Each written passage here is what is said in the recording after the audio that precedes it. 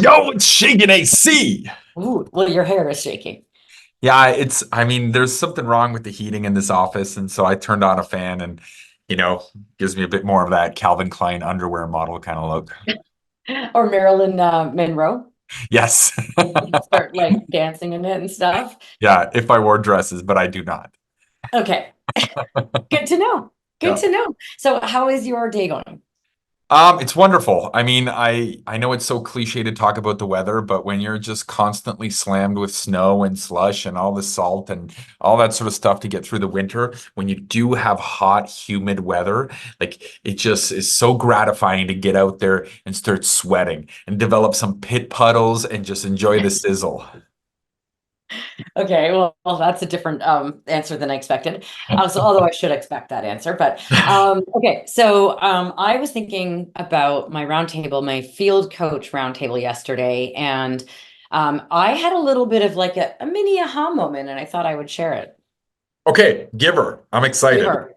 Okay, so the topic of the roundtable was helping franchisees build out a leadership model, or in other words, having helping franchisees with implementing an org chart, basically, right? So, um, for preface this with saying that it can be a touchy topic for some franchisors because they're afraid to not afraid they're being careful or conservative about the joint employer threat, but if they are a brand that wants to help franchisees when it comes to some areas of the staffing situation, employees and things like that, building teams, I have seen franchisors offer the franchisee a templated sort of org chart, or in other words, leadership model.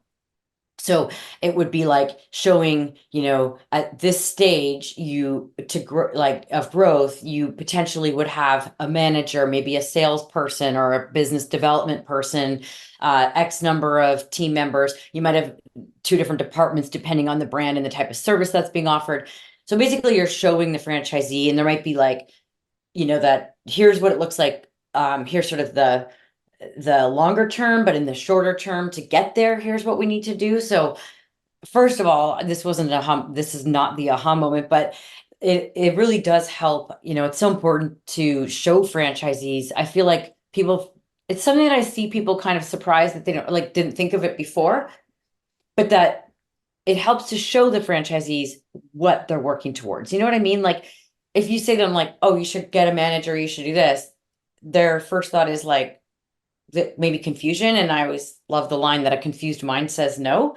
So I'll pause there, but just to get your thoughts. But on that I think it's important to show franchisees, what it could look like. Okay.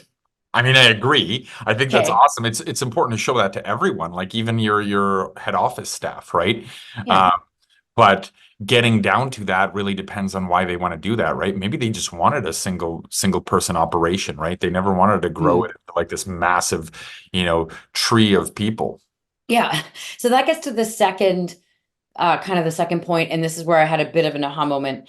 We were talking about how we know that in order to when franchisees are roadblocked about growing a team, probably the thing that we hear the most is that the franchisor, the field support person, field coach, is trying to get them to implement this org chart model and take that step of bringing on that next person towards this, bigger growth pattern. And often the franchisees resist, right? So it's one thing to be able to tell them what to do, but if they're not willing to do it or they're not bought into it, they'll never do it. So we got into that.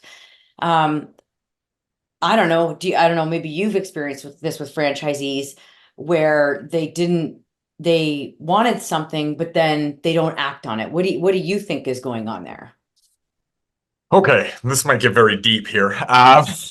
But look, I see the relationship of a franchisor and a franchisee as business partners.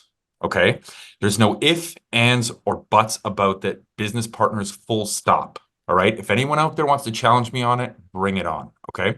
So if you think of a traditional business, if you and a business partner are starting up like a dress shop downtown, your business partners, you know each other, you know what makes each other tick, you work together cohesively. Okay.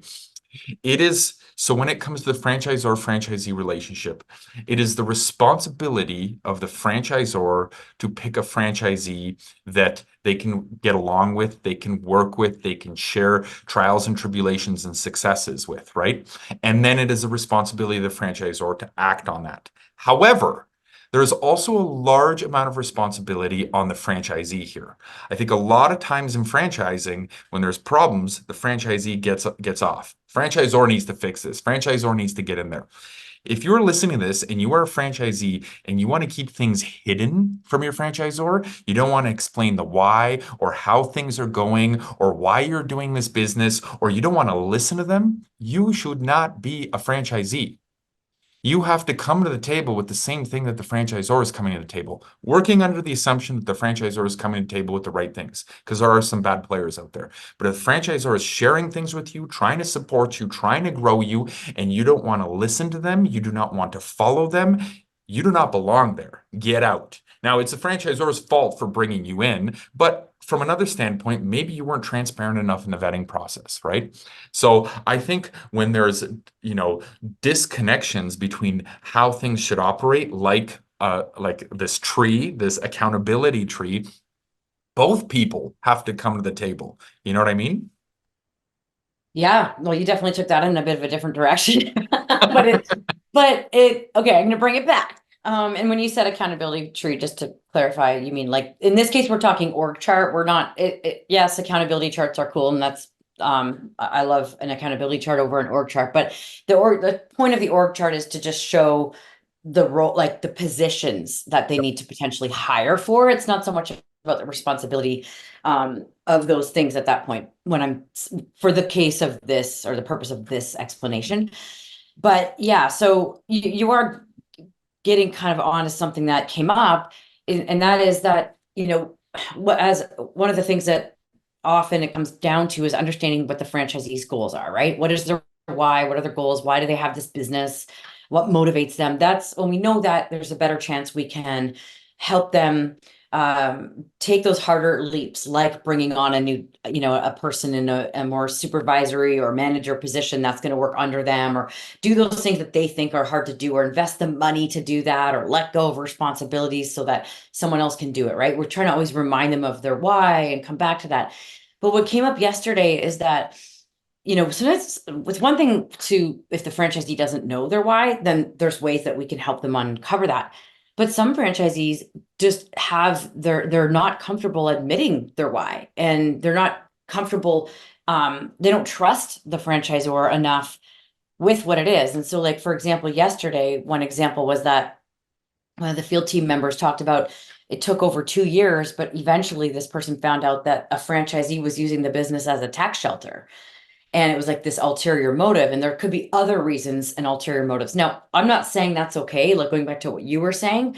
But the point is, like, it's human nature can be to be fearful and hold back those things. So I just thought it was really insightful to realize that it's not always what we think. I think when it comes to franchisees, we often do feel this like logical talk, like, well, you became a partner in a franchise, and that's, I mean, in a perfect world, that logical talk and all that logic would solve everything. But we know that in reality, there's emotion and there's all kinds of ups and downs and things that come into the situation. So I think recognizing that under or uncovering a franchisee's motivation or why isn't always as easy as we think. And sometimes it takes that trust building to get to that point. I think that was my aha moment, that they might not want to tell you. And there's all kinds of reasons for that. So getting to the bottom of what that is, it takes relationship building and comes back to trust building.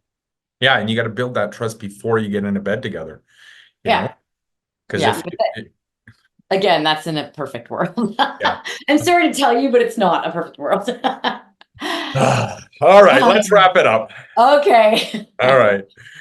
3, 2, 1, go Go be be awesome.